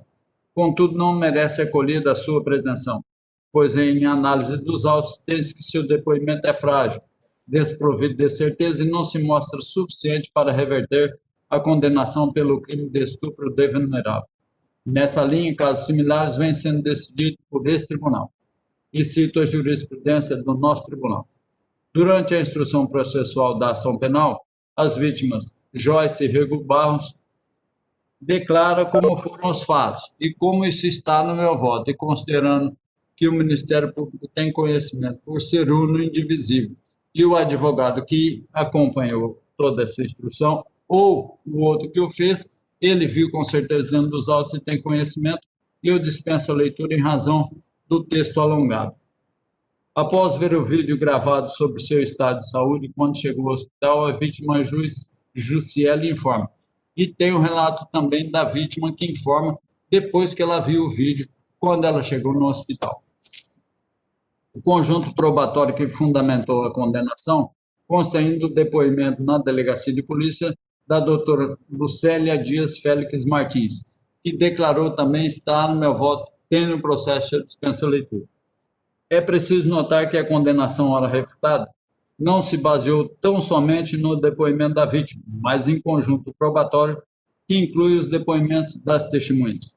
Disso tem-se que as provas que ensejaram o decreto condenatório são robustas, basearam-se em fatos detalhados, claros e objetivos, colhidos em sede policial e judicial, e relatos que foram analisados à exaustão, restando patente a autoria do crime e consequências, estando as declarações da vítima em consonância com as provas dos autos. O abuso sexual foi confirmado por outros meios idôneos de prova, que resta suficiente para a formação da convicção quanto à autoria deletiva atribuída ao revisionando. Por fim, os argumentos aventados na presente revisão não foram convincentes a ponto de desconstituir a sentença condenatória. Nesta seara, deve-se a ação ser julgada improcedente consoante entendimento da jurisprudência do Superior Tribunal de Justiça. E cito também a jurisprudência do meu voto. Ante o exposto, julgo improcedente a revisão criminal. É como voto, senhor presidente, eminentes pares e ilustres procuradores. Ok, desembargador. Muito obrigado. Desembargador Samuel, por favor. Cumprimentando o advogado Mauro Marcelino, senhor presidente, eu revisei os autos, conheço os autos porque participei do julgamento na apelação, acompanho o relator. Desembargador Eva, concordo. Senhor presidente, saúdo os evidentes desembargadores, a doutora procuradora de justiça, a doutora Patrícia Rego, e o do Estado causídico Mauro Marcelino, doutor Mauro Marcelino. Eu tenho a mesma compreensão do eminente relator, então eu acompanho integralmente. Já o fiz em votação virtual antecipada. Muito obrigado, desembargador Eva. Desembargador Roberto Barros. Senhor presidente, eu também parabenizo o advogado pela sustentação e a doutora Patrícia pela sustentação e pela objetividade. E, no ponto, eu acompanho o voto do eminente relator e do revisor. Desembargadora Denise Bonfim, vota.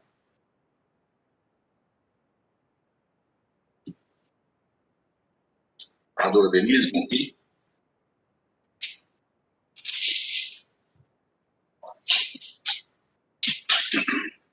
Ela deve ter saído da sala, senhor presidente. Eu não a vejo aqui.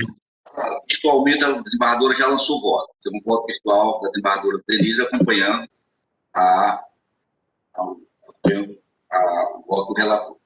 Desembargadora Valdirene Cordeiro também lançou voto acompanhando sua excelência. É isso, desembargadora Valdirene? Sim, excelência. Desembargadora Regina Ferrari também lançou voto acompanhando a desembargadora do relator. Desembargadora Regina, está nos ouvindo? Sim, senhor, excelência. Eu parabenizo o nobre advogado pela brilhante sustentação oral, a manifestação também da Procuradoria, mas eu vou acompanhar o senhor relator. Desembargador Laudivon Nogueira. Senhor presidente, eu cumprimento o doutor advogado pela sustentação Mas eu sigo aqui as razões lançadas pelo eminente relator, entendendo o sentido da improcedência. O vereador Júnior Alberto também lançou voto acompanhando Sua Excelência, mas ratifica, vereador Júnior. Confirmo, acompanho o relator, confirmo. O Elcio Mendes? Também confirmo, acompanhando o relator. Todos votaram acompanhando Sua Excelência, proclamam, portanto, o resultado. Decidido o tribunal, a unanimidade, julgar improcedente a revisão criminal nos termos do voto do relator e das mídias digitais arquivadas. Senhores, eu chamo o doutor Albani pela sustentação e já, como disse, fiz a declaração de proclamação do resultado. Eu chamo a julgamento. Obrigado, bom dia a todos. Bom dia, Demar. O item 6 da pauta é um advogado 50. São os embargos de declaração criminal número 101.231/71/220 da relatoria do eminente desembargador Júnior Alberto, a quem concedo a palavra. O embargante, no caso, é Marcelo Vasconcelos e aqui com a palavra, portanto, o desembargador Júnior Alberto para a manifestação do voto dos embargos de declaração. Senhor presidente, o voto já está disponibilizado. Eu lancei voto aí no sentido de julgar improcedente, embargo de declaração, por não verificar a ocorrência dos vícios que autorizam, né, a integração do julgado. É como voto.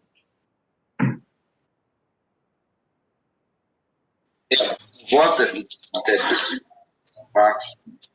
O Ministério Público já se manifestou. Doutora Procuradora, quer se manifestar? Não, Excelência. É nesse sentido também a minha manifestação pela improcedência, ratificando. Obrigado, doutora. Doutora desembargadora Eva, como vota? Senhor presidente, eu acompanho o eminente relator e lancei voto em votação virtual antecipada. O desembargador Samuel também lançou voto. Eu confirmo o meu voto, senhor. O desembargador Roberto Barro também confirma o voto? Claro. Sim, presidente. Estou confirmando todos os votos que proferi antecipadamente. A desembargadora Denise também proferiu o voto, acompanhando Sua Excelência. O mesmo desembargadora Valdirene lançou voto virtual acompanhando. O desembargadora Regina Ferrari também. O desembargador Camulês, falta somente o desembargador Elcio Mendes. Como voto, vocês acompanham Acompanho o relator, presidente. Por declaração. Decidido o tribunal, unanimidade, desfrutar os termos do voto do relator e das digitais arquivadas.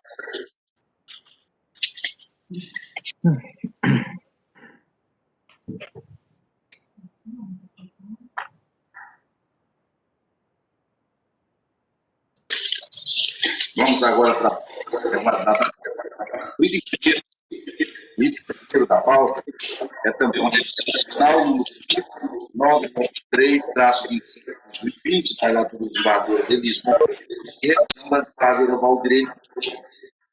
Não há sustentação, portanto, a palavra Sua Excelência, por fim, que lança o voto de procedência da revisão, que for acompanhado pelos desembargadores, com exceção da desembargadora Regina, que faltou.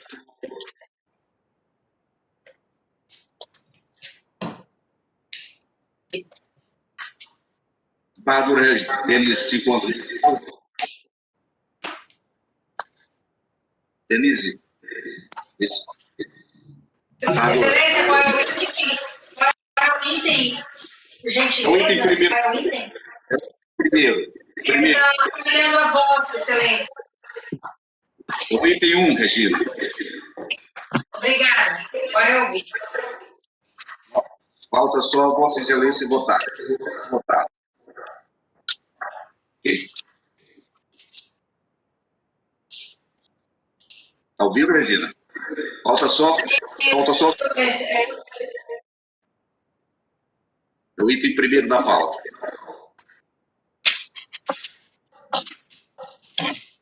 Excelência, eu vou acompanhar a senhora relatora. Ok, obrigado, Regina. Desembargadora Denise, só conectada?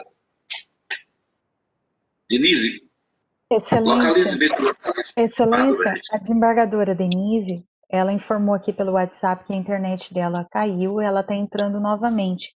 Mas, de qualquer sorte, ela informou que adiantou o voto em todos os processos acompanhando o relator, dizendo que o senhor poderia prosseguir até a entrada da desembargadora. Ok, então, obrigado, então, Denise. Então, proclamação do resultado decidiu o tribunal, a unanimidade, da improcedente a revisão criminal, os termos do voto da relatora e das mídias digitais aprovadas. Ok? Item 2 já foi. Item 2.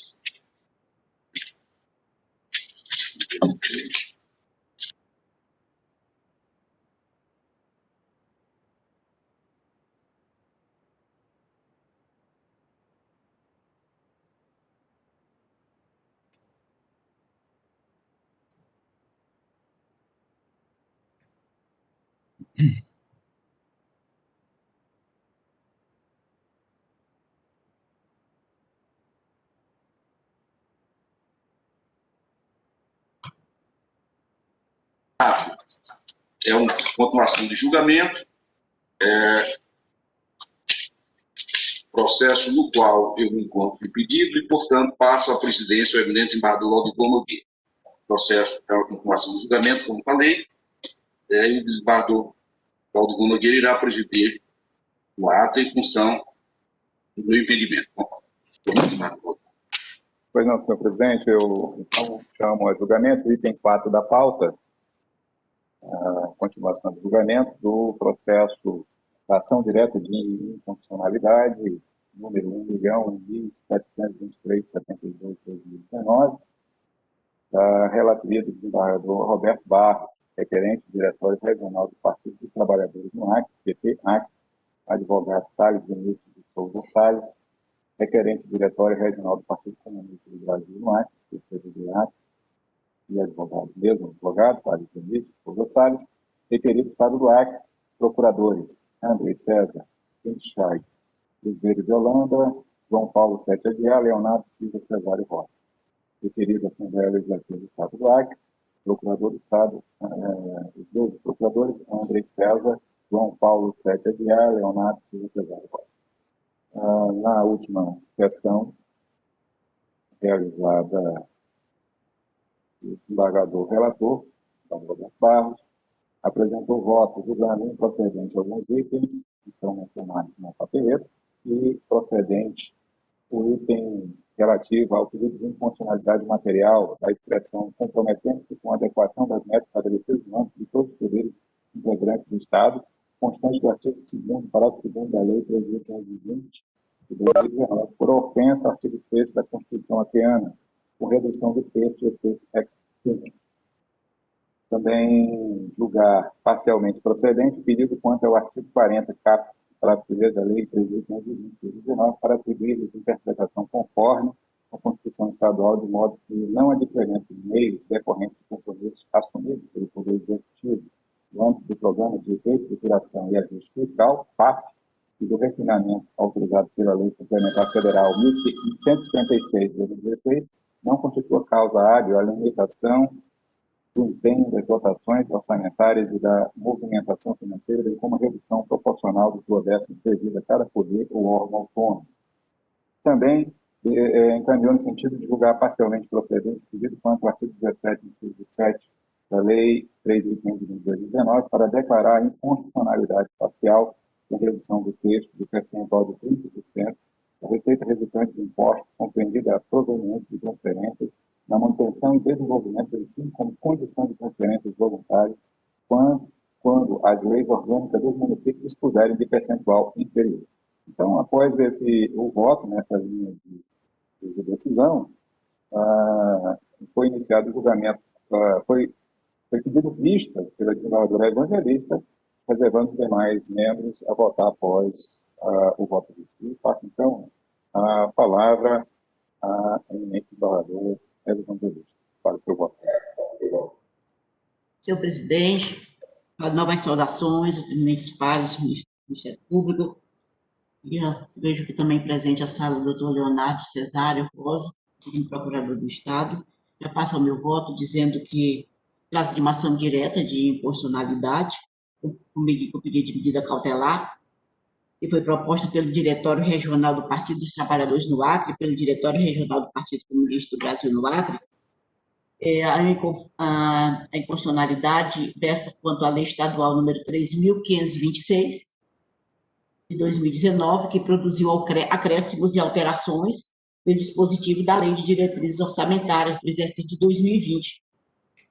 Entre os motivos alencados, né, os questionamentos alencados sobre a pecha de inconstitucionalidade, alega inconstitucionalidade formal e material ao processo legislativo. Pois bem, eu vou só fazer uma breve, somente para lembrar, para uma breve lembrança, mas dizer que, em síntese, essa é a questão tratada,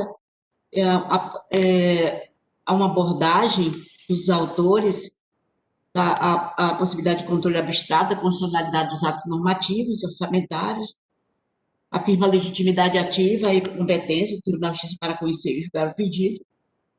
E aí que eles alegam que os autores dizem que em 15 de maio de 2019, o Poder Executivo encaminhou ao Poder Legislativo o projeto de lei de diretrizes orçamentárias, que foi submetido a amplo debate, resultando em texto de consenso. Pois bem, dizem também que após votação e aprovação pelo plenário, o projeto foi encaminhado ao Poder Executivo, e ali o Poder Executivo vetou grande parte das alterações promovidas pela Assembleia Legislativa. Contudo, de modo extemporâneo, foram derrubadas em votação as razões do veto pela Assembleia Legislativa. Dizem também que, após a promulgação da Lei de Diretrizes Orçamentárias, a Lei 3.520 de 2019, pelo presidente da Assembleia Legislativa do Estado do Acre, e esgotados os prazos constitucionais, o Poder Executivo encaminhou o projeto de lei visando alterar o novel diploma, o PL 124 de 2019, nos pontos objeto dos vetos governamentais. Dizem que, após negativa de seguimento pela mesa diretora, o PL 124 de 2019 foi desarquivado, submetido à apreciação das comissões permanentes. Mas daí findou aprovado por 15 votos favoráveis e 7 contrários, originando a Lei 3.256, de 18 de outubro de 2019, que sustentam que essa lei que atacam na ação direta de inconstitucionalidade e que conteriam os seguintes vícios formais de inconstitucionalidade. Os vícios formais, o primeiro, dizem que ao tempo do ingresso do PL 124 de 2019, tramitava na Casa Legislativa Estadual o PL 114 de 2019, que trata da Lei Orçamentária Anual, acarretando a extemporaneidade daquela proposta legislativa. Pois somente, dizem, né, que somente é admitida a alteração da Lei de Diretrizes Orçamentárias entre 15 de julho, data prevista para a sanção pelo Poder Executivo, nos moldes do artigo 59, parágrafo 2º da Constituição Estadual, e 30 de setembro, seria desse período, entre 15 de julho e 30 de setembro, data prevista para o envio do projeto da Lei Orçamentária Anual, artigo 158 da Constituição Estadual. Outro vício formal que alegam diz respeito à falta dos requisitos para recebimento e tramitação da proposição legislativa. Invocam aqui o artigo 162, parágrafo do regimento interno da Assembleia Legislativa, pois dizem e acrescentam que o PL 124 de 2019, que envolvia matéria apreciada e rejeitada em veto, não contou com o apoio da maioria absoluta dos deputados estaduais. Dizem ainda, como terceiro vício formal, que o PL 124 de 2019 tramitou em regime de urgência, a pedido do Poder Executivo, daqui invocam o artigo 54, parágrafo 3º e 4º da Constituição Estadual, contudo, dizem, sem que observada prévia deliberação do plenário, na forma dos artigos 238 e 241, ambos do regimento interno da LEAR. Pois bem, daí indicam quais os vícios materiais. Quais seriam os vícios materiais de inconstitucionalidade? Primeiro, seria o malferimento ao artigo 17, 7º da Lei 3.526 de 2010, ao esse artigo 17, inciso 8 da Lei 3.526 de 2019, teria malferido o artigo 18, caput, da Constituição Federal, combinado com o artigo 13, caput da Constituição Estadual, ante a imposição, porque teria aplicado percentual mínimo na educação de transferências voluntárias aos municípios acreanos, não obstante a previsão constante do artigo 197 da Constituição Estadual, que restringe a tal obrigação estadual. Outra violação, outro vício material, o segundo, seria aos artigos 2º, parágrafo 2º e artigo 40 da Lei 3.526 de 2019, que teriam inferimento ao princípio da independência e harmonia dos poderes, objeto do artigo 2º caput da Constituição Federal e o artigo 6º da Constituição Estadual, sem olvidar a autonomia administrativa, financeira e orçamentária dos poderes do Estado. E, por fim, também suscitam a violação do princípio da independência e harmonia dos poderes, pela novel redação do artigo 21, parágrafo 2º, e revogação do parágrafo 3º da Lei 3.520 de 2019, que possibilitou a redução na base de cálculo de incidência dos percentuais de participação dos 3 poderes, do Ministério Público e da Defensoria Pública. E daí pugnaram pela concessão da cautelar, da liminar, sede cautelar, né? Todos os trâmites regulares foram obedecidos pelo eminente relator, chegou até uma audiência de conciliação, as informações foram prestadas, o Ministério Público pugnou manifestação contra a medida cautelar, que o fez oportunamente, a Procuradoria-Geral do Estado manifestou-se repelindo qualquer ofensa à Constituição Estadual, disse que da integral legalidade das alterações promovidas pela Lei de Diretrizes Orçamentárias. Bom, a Lei Orçamentária Anual, a Lei Orçamentária Anual foi aprovada, e o desembargador relator converteu o julgamento da cautelar em análise do mérito da demanda, sem qualquer oposição das partes, por isso, também, veio também o parecer da Procuradoria do Ministério Público, parecer firmado pela doutora Procuradora X. Cátia Rejane, que opinou pela procedência parcial do pedido, para que seja declarada a inconstitucionalidade material dos artigos 2º, parágrafo 2º, dos artigos 17, inciso 7 e artigo 40, caput, parágrafo todos da Lei 3.520, de 25 de setembro de 2019, nas alterações introduzidas pela Lei 3.526, 18 de outubro de 2019. O processo foi submetido a julgamento pelo eminente relator, já de forma de mérito, e Sua Excelência decidiu por conferir procedência parcial ao pedido de inconstitucionalidade. Formal, em todos os seus aspectos, ele julgou improcedente, e inconstitucionalidade e procedência da inconstitucionalidade material quanto aos demais aspectos. Pois bem, Sua Excelência disse que julgava conforme nos termos lidos pelo eminente presidente, ao interpretar a certidão de julgamento, o eminente relator disse, ele votou pela improcedência do pedido de inconstitucionalidade formal da Lei 3.526. Compreendeu, sem qualquer afronta, os artigos 47, 57, parágrafos 3º, 4º, 5º e artigo 158, todos da Constituição Estadual. Contudo, julgou procedente o pedido de inconstitucionalidade material da expressão, aspas, comprometendo-se com a adequação das metas estabelecidas no âmbito de todos os poderes do Estado, no molde do artigo 2º, parágrafo 2º da Lei 3.520 de 2019, por afronta ao artigo 6º da Constituição Acreana, com redação de texto e efeito do extra. 13. Improcedência, julgou improcedente o pedido de inconstitucionalidade material do artigo 21, parágrafo 2º, da Lei 3.520 de 2019, por ausência de afronta ao artigo 6 da Constituição Acreana. E julgou parcialmente procedente o pedido, conferiu procedência parcial ao pedido quanto ao artigo 40, caput, parágrafo 1º da Lei 3.520 de 2019, para atribuir interpretação conforme a Constituição Estadual. E, finalmente, no item 5º, ele julgou procedente parcial o pedido quanto ao artigo 17, inciso 8 da Lei 3.520 de 2019, para declarar a inconstitucionalidade parcial sem redução do texto do percentual de 30% da receita resultante de imposto. Pois bem, pedir vista dos autos. E eu passo já a minha análise. Eu digo, e conforme decorre dos autos, a Assembleia Legislativa do Estado do Acre aprovou o projeto de lei de diretrizes orçamentárias em 11 de julho de 2019 e encaminhou a sanção do veto ao governador. Contudo, o senhor governador ele vetou diversos dispositivos do texto, em mensagem do dia 15 de 8 de 2019, e, considerando intempestivas as razões, a teor do parecer de 16 de 2019, o presidente da Assembleia Legislativa promulgou o texto, em 25 de 9 de 2019.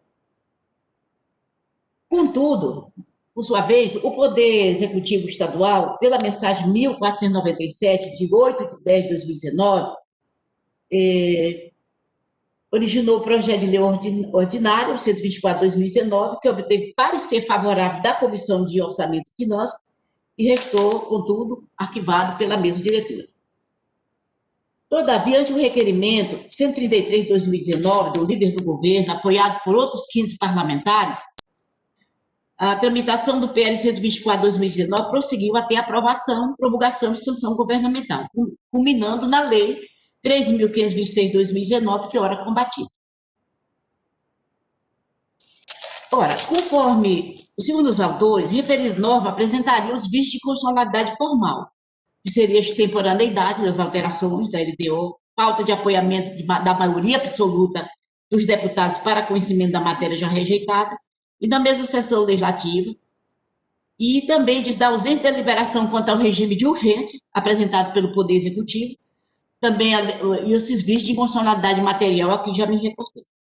Ofensa à independência e autonomia dos poderes, com destaque para a redução de repasses que os poderes e órgãos autônomos passaram a experimentar após a alteração da lei de diretrizes orçamentárias, e subsunção os municípios do percentual de aplicação em educação, previsto no artigo 197 da Constituição Estadual, como condição para transferência voluntária. No que diz respeito à inconstitucionalidade formal, eu digo de logo que eu estou a acompanhar integralmente o eminente desembargador Roberto Barros. Desembargador Roberto Barros, em relação à extemporaneidade, eu falo logo da extemporaneidade das alterações da LDA, eu digo que, neste caso aqui, estabelece os artigos 158 e 159 da Constituição Estadual prazos quanto aos processos de elaboração, discussão, votação e aprovação das leis. O artigo 158 está muito claro, e eu também não tenho como dissentir do eminente desembargador também neste aspecto, porque inexiste qualquer vedação constitucional alterações das leis orçamentárias após sanção e promulgação, conforme, inclusive, questão, inclusive, destacada pelo órgão ministerial, nessa instância, inclusive, produzindo um quadro a respeito da situação, as páginas 779. Não há nenhuma vedação legal, vedação constitucional, aliás, para alteração das leis orçamentárias após sanção e promulgação. Também afasto também, na mesma linha do eminente relator, esta alegada inconstitucionalidade formal.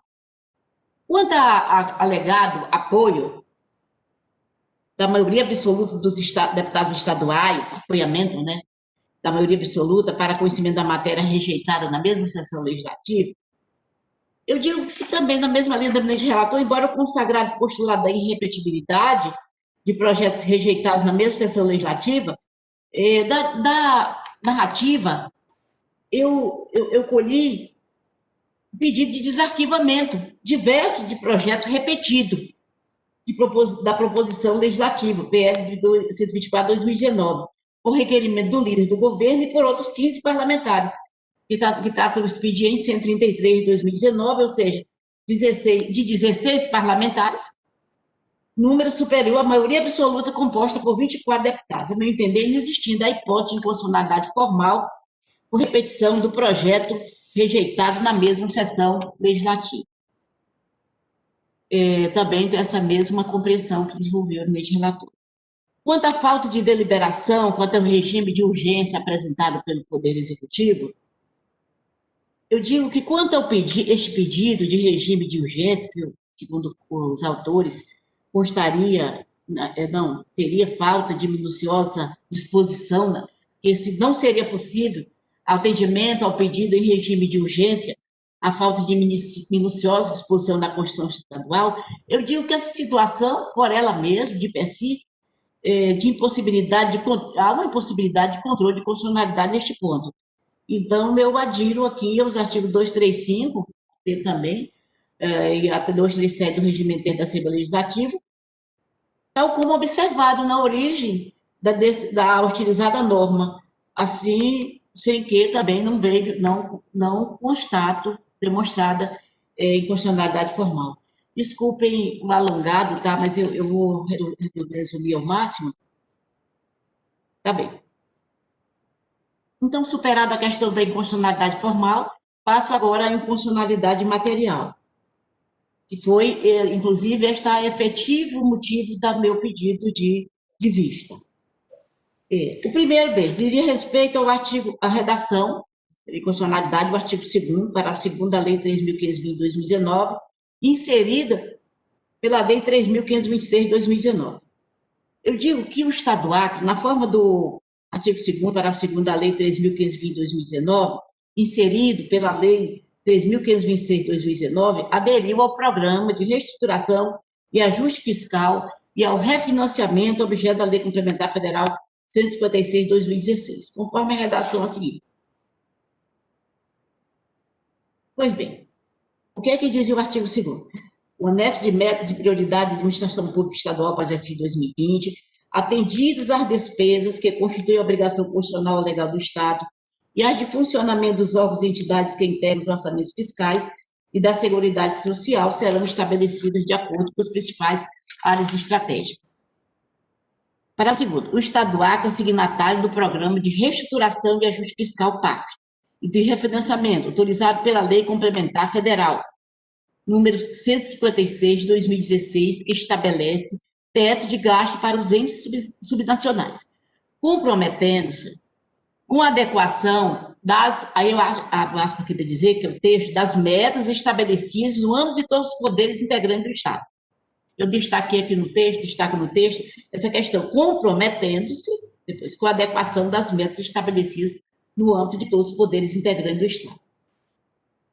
Todavia, eu penso que dessa redação final aqui, do artigo 2º, parágrafo 2º da Lei 3.520 de 2019, resulta em conteste uma inclusão, uma duvidosa inclusão de outros poderes no texto legal, sem que precedido do pacto respectivo a respeito. Ou seja, teria o Poder Executivo imposto aos demais poderes uma obrigação sem prévia anuência.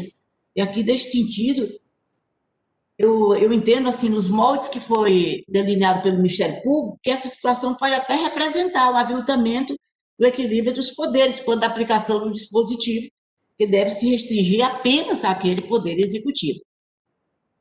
E no artigo 2º, das metas com adequação das metas estabelecidas.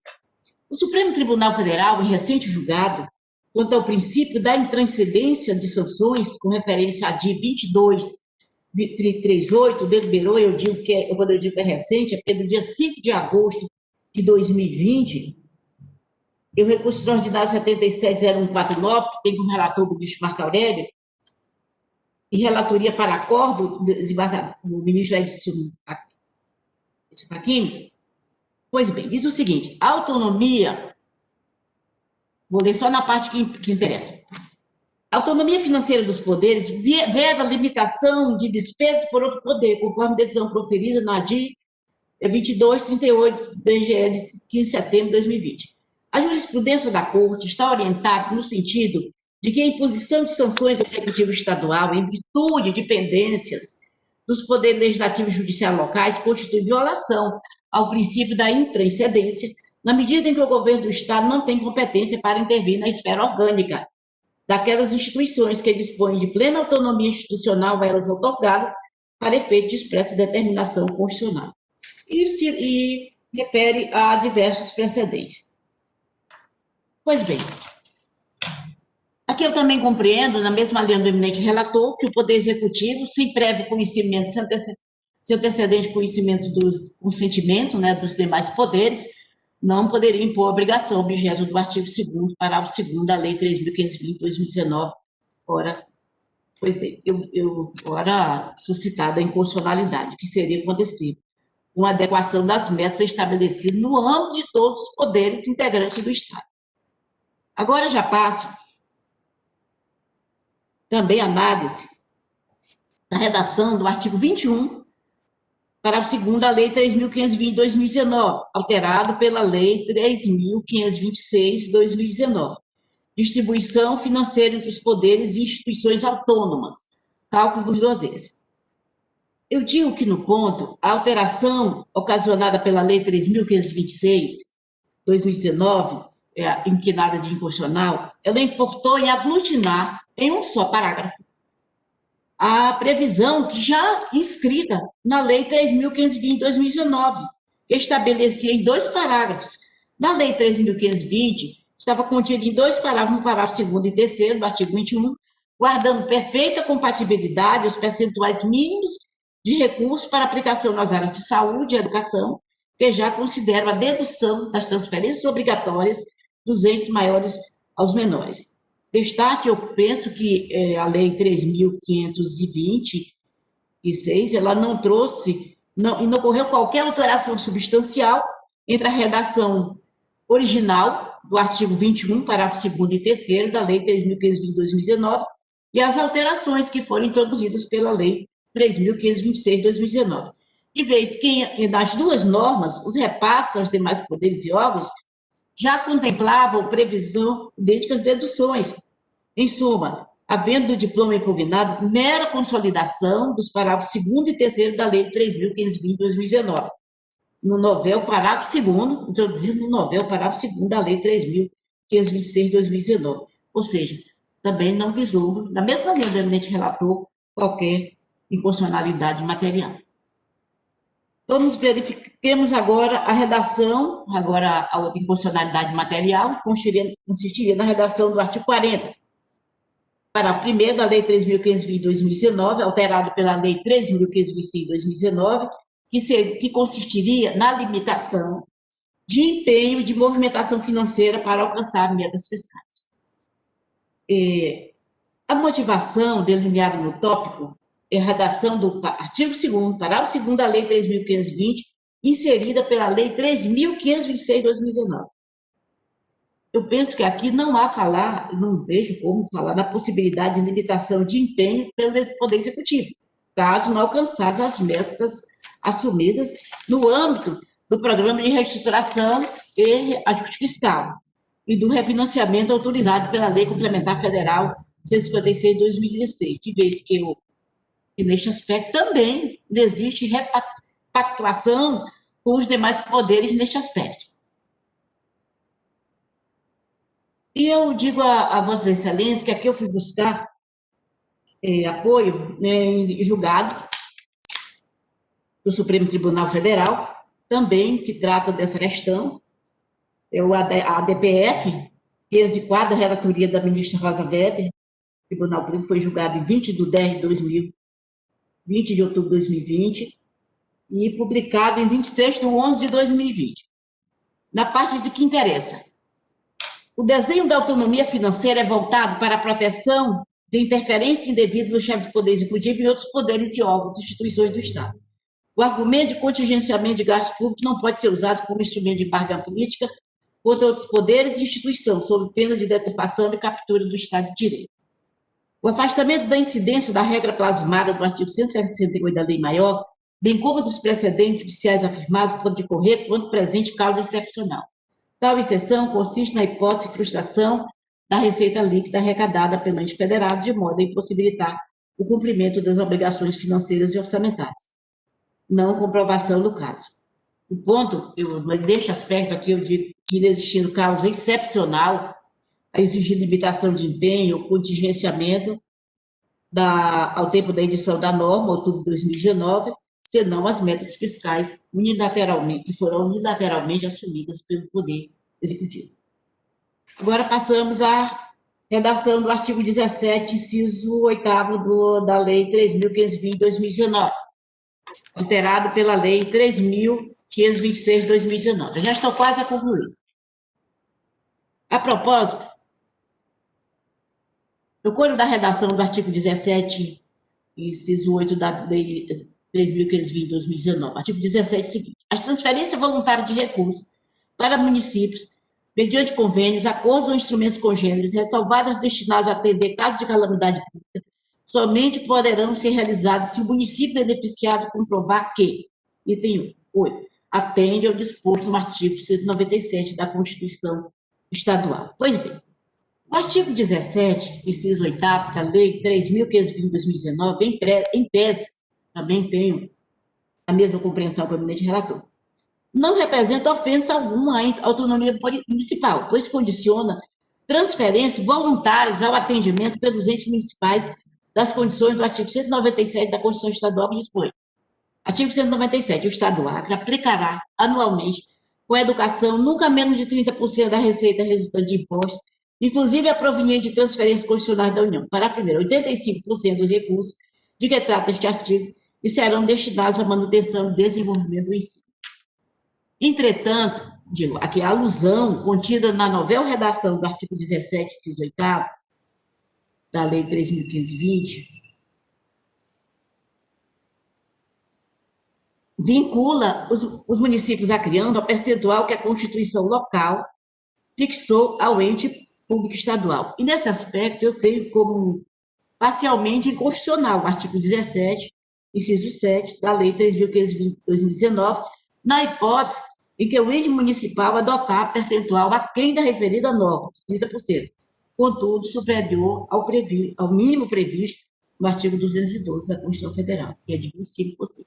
Quer dizer, entre essa limitação, de 25% a 30%. Nesse aspecto, eu me aluguei um pouco, mas eu digo que estou a aderir à motivação do voto proferido pelo eminente desembargador Roberto Barros, relator, e voto pela improcedência dos pedidos, de todos os pedidos, quanto às alegadas hipóteses de inconstitucionalidade formal. E procedência do pedido de inconstitucionalidade material do termo, aspas, comprometendo-se com a adequação das metas estabelecidas no esfera de todos os poderes integrantes do Estado, objeto do artigo 2º, parágrafo 2º da Lei 3.520 de 2019, com redução de texto, mesmo sentido e efeito estrito. 3. Julga improcedente o pedido de inconstitucionalidade material do artigo 21, parágrafo 2º da Lei 3.520 de 2019, confiro procedência parcial ao pedido quanto ao artigo 40, caput, parágrafo 1º da Lei 3.520 de 2019, para atribuir interpretação conforme a Constituição Estadual, e também, por último, procedência parcial ao pedido quanto ao artigo 17, inciso 7 da Lei 3.520 de 2019, para declarar inconstitucionalidade parcial, sem redução do texto, do percentual de 30% da receita resultante de impostos. No mesmo sentido, senhor presidente, a verdade de perguntar, mas se acompanhar, porque se alugou para oferecer minhas razões. Muito obrigada. Obrigado. Passo a palavra ao Samuel Evangelista. É para acompanhar o voto do relator, seguido que foi pela desembargadora Eva, senhor presidente. Ouço agora a desembargadora Denise. Como voto? Presidente, renova as saudações, eu acompanho o relator. Muito obrigada. Desembargadora Valdirene Correia. Senhor presidente, cumprimento e externo meus pares, o ministro da sessão, igualmente a senhora procuradora de justiça, Patrícia Rego, que é a satisfação estar com Vossa Excelência. Eu estou seguindo a trilha do relator, seguido pela nossa decana também. Obrigada. Senadora Regina Ferrari.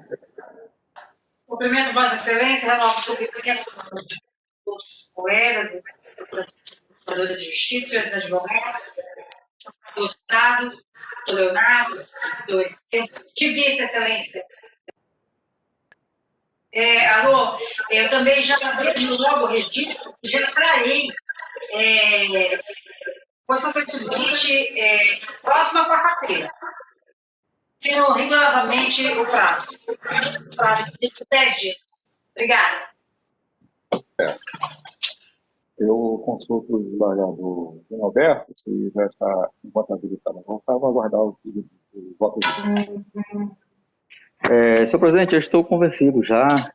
A matéria foi exaustivamente bem resolvida pelo eminente relator, e agora com esse realce, né, apresentado pela nossa decana, desembargadora Eva, que apresentou a declaração de voto vista assim, bastante esclarecedora, né, e eu não vou aguardar o voto vista, estou a lançar meu voto, acompanhando na íntegra o voto do eminente relator. Desembargador Emerson, já se encontra habilitado? Presidente, eu vou aguardar o voto da Regina, que ela se prontificou a semana vindoura, não é isso? Isso. Sim. Okay. Já está encerrando o ano, né? Então já trago quarta-feira. Seria importante a gente concluir esse julgamento esse ano, né? Isso, concluir. Ela é orçamentária, né? E isso é importante para os anos seguintes. Inclusive para a lei que vai ser votada essa semana. Da minha parte também, Ok. Trarei a... Eu já te pedi, desembargador, que já constasse na próxima pauta, tá? De quarta-feira. Correto. Pedi a desembargadora Eva, se ela puder disponibilizar o voto dela também, por gentileza, eu agradeço. Obrigada. Desembargador Luiz Camolês. Eminente presidente, eminentes pares, ilustre procurador, senhor advogado, eu já lanço meu voto acompanhando o relator da desembargadora Eva, senhor presidente. Se houver alguma recomposição, eu faço quando a desembargadora Regina trouxer o voto. Obrigado. Ok. Então, farei o registro parcial, julgamento. E aqui, após... Vicente, tem quantos? Após o voto vista da eminente desembargadora Eva Vista, acompanhando o senhor relator, que foi acompanhado também pelos membros Tomar Evangelista, Felipe Bonfim, Valdirene Cordeiro, Júnior Alberto, Luiz Camolês, que visita a desembargadora Regina Ferrari, reservando-se a votar após o voto visto, o desembargador Nascimento, e eu também aguardo o voto. E com isso, eu retomo a presidência dos trabalhos ao desembargador Francisco de Jalma.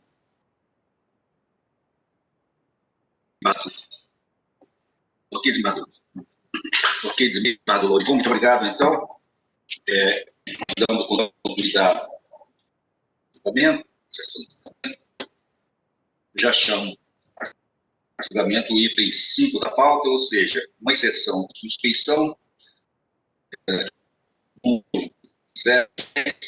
12/34/26/2020, da relatoria da desembargadora Regina Ferrari, incipiente no caso expedito Joaquim do Nascimento Neto, IB7, juiz de direito da vara única da comarca de Assis, Brasil. Com a palavra, portanto, Sua Excelência. Excelência, para disponibilizar o voto, pela improcedência da exceção.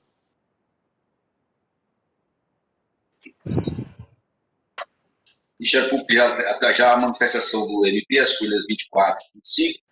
Doutora... Perfeito, Excelência. Ratifico o parecer da minha Mabra. Todos já votaram nesse processo, desembargador, faltando, parece, só a desembargadora Eva. Vossa Excelência está lançando o seu voto, desembargadora Regina, julgando improcedente a exceção, os termos do voto da relatora das vítimas arquivada. Eu uso o desembargadora Eva, evangelista, está o seu voto, desembargadora Eva. Senhor presidente, eu lancei meu voto, mas eu não sei, eu estou com um problema de inconsistência aqui no SAGE. Eu votei acompanhando o eminente relator. Eu estou com uma inconsistência aqui, mas não é no SAGE, consistência de internet.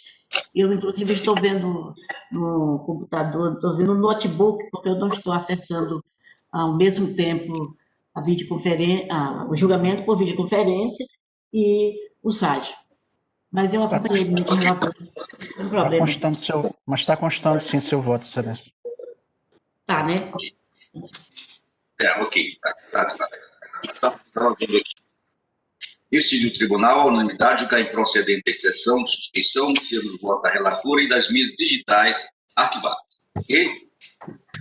Só faltam agora o item 7, ou seja, o mandado de segurança número 100, 1578/79/2020, relato do desembargador Laudivon Nogueira, impetrante no caso Neuziane Borges Farias, do impetrado Estado do Acre. Com a palavra, desembargador Laudivon Nogueira. Senhor presidente, o encaminhamento de voto foi no sentido de conceder a segurança, por entender que a hipossuficiência do impetrante, bem como a urgente necessidade de receber um fármaco para o tratamento de saúde, sob de vida, resulta considerado o direito ao fornecimento total dos serviços sanitários pleiteados, né? E ainda existência de alternativas mais eficazes e menos gravosas para o interesse público não justificam não concessão. Por isso, eu entendo que é inadmissível a alegação genérica de questões burocráticas e detrimento da garantia do direito essencial do direito à saúde do impetrante. Não há interesse público que prevaleça diante do caso concreto. Portanto, é uma omissão estatal o não fornecimento por questões meramente burocráticas. E assim eu encaminho o voto pela concessão da segurança. O Ministério Público como se manifesta, doutora Patrícia? Manifestação do MP foi no mesmo sentido pela concessão e eu a ratifico, excelência. Ok. Todos votaram já virtualmente, acompanhando sua excelência o relator, e eu já proclamo o resultado. Decide o tribunal, à unanimidade, conceder a segurança nos termos do voto do relator e das mídias digitais arquivadas. Bom, com isso nós esgotamos a pauta de hoje, que não há mais processo. Eu concedo a palavra a quem dela queira fazer uso. Pela ordem de antiguidade é uma escala. E aguardo. Eu gostaria de falar também, excelência. Me inclua aí na sua lista, na fila. Ok.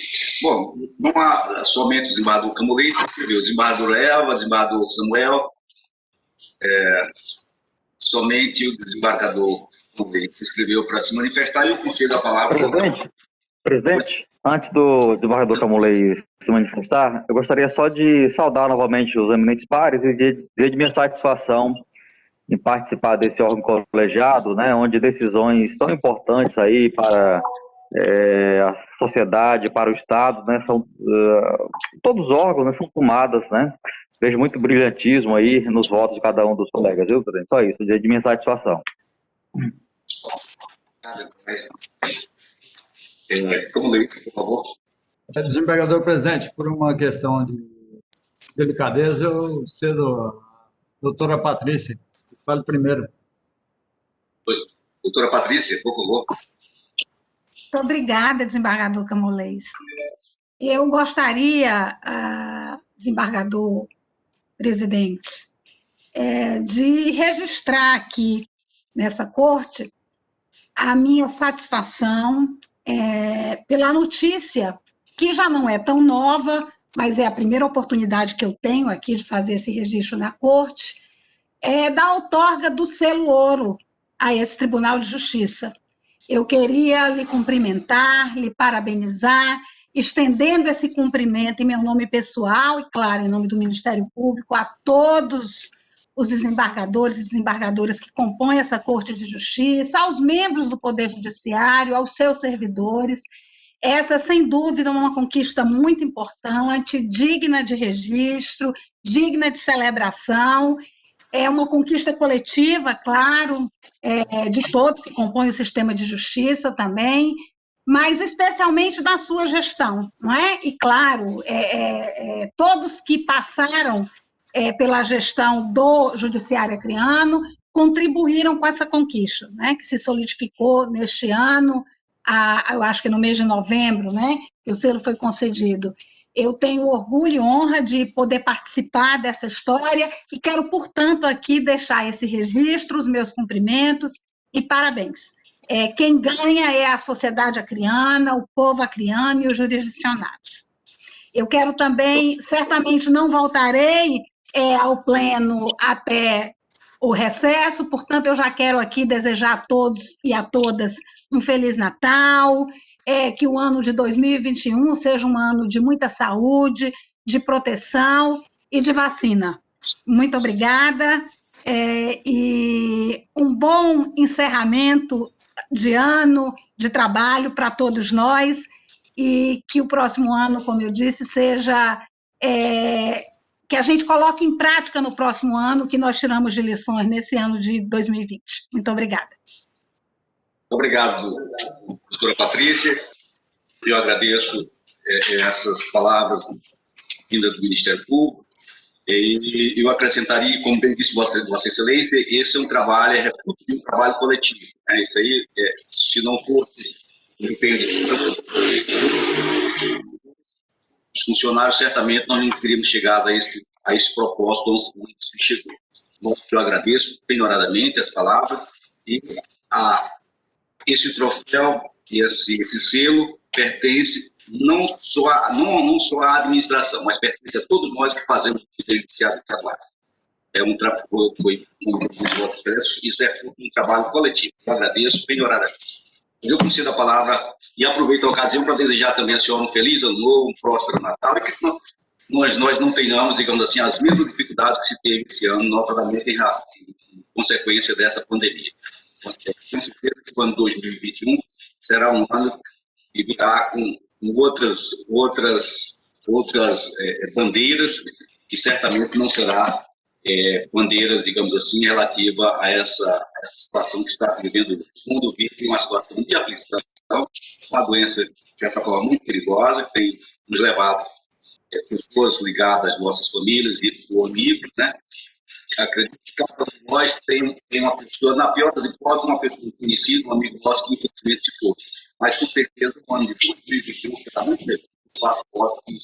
Que isso se materialize no dia a dia de cada um de nós em 2021. Muito obrigado, doutora Patrícia. Muito obrigado. A palavra do doutor Camulês. Obrigado, senhor presidente, eminentes pares. Doutora Patrícia, que ocupou aí a vaga cativa do doutor Sami, né? Parabéns, seja sempre bem-vinda ao Pleno, né? E volte mais vezes. Leve também aos membros do Ministério Público, seja os promotores ou os procuradores, os votos de Feliz Natal e próspero Ano Novo, com tudo isso que disse o nosso presidente.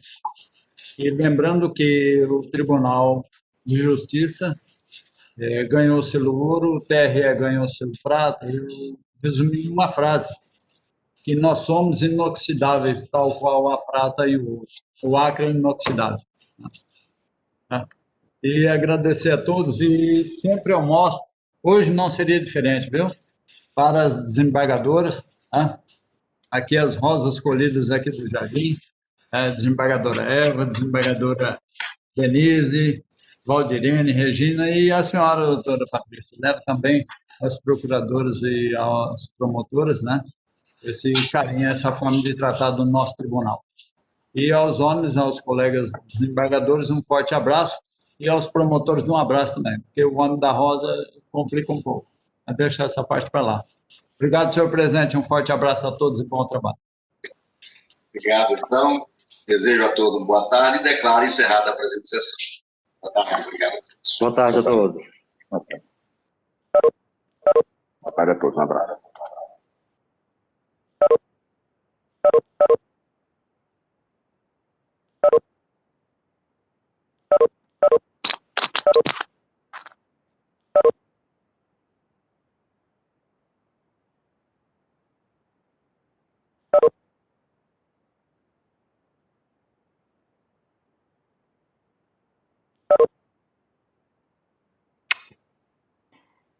Obrigada. Por nada, já vou te mandar o vídeo. Um beijo.